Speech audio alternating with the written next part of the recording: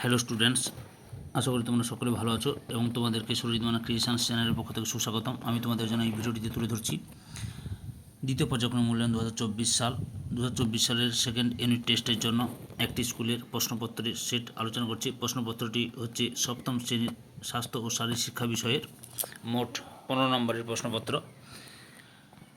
প্রশ্নপত্রটি লক্ষ্য করো। একের দাগে সঠিক উত্তরটির উপরে টিক চিহ্ন দাও। এখানে একের দাগে 3টি প্রশ্ন রয়েছে, 3টি প্রশ্ন করতে হবে, কোনো অপশনাল বা এক্সট্রা প্রশ্ন নেই। দুইয়ের দাগে শূন্যস্থান পূরণ করো। শূন্যস্থান পূরণ করো। এখানে 3টি প্রশ্ন রয়েছে, 3টি প্রশ্ন তোমাদেরই করতে হবে। 3এর দাগে বাম দিকের বাক্যাংশের সঙ্গে ডান দিকের বাক্যাংশে মিল করো, অর্থাৎ ডান বাম মিলিয়ে লিখতে হবে। এখানেও 3টি প্রশ্ন রয়েছে, 3টি করতেই হবে তোমাদের। 4এর দাগে সত্য মিথ্যা লেখো। এখানে কটি প্রশ্ন রয়েছে লক্ষ্য করো। একটা, দুটো, তিনটে প্রশ্ন রয়েছে। এখানে 3টি প্রশ্ন রয়েছে, 3টি প্রশ্ন উত্তর দিতে হবে তোমাদের। 5এর দাগে দেখো দুই এক কথায় উত্তর দেওয়ার যে কোনো 3টি। এখানে 5টি প্রশ্ন রয়েছে তোমাদের। এখানে তোমাদের মোট 5টি প্রশ্ন রয়েছে, তার মধ্যে 3টি প্রশ্নের উত্তর ঠিকঠাক দিতে হবে।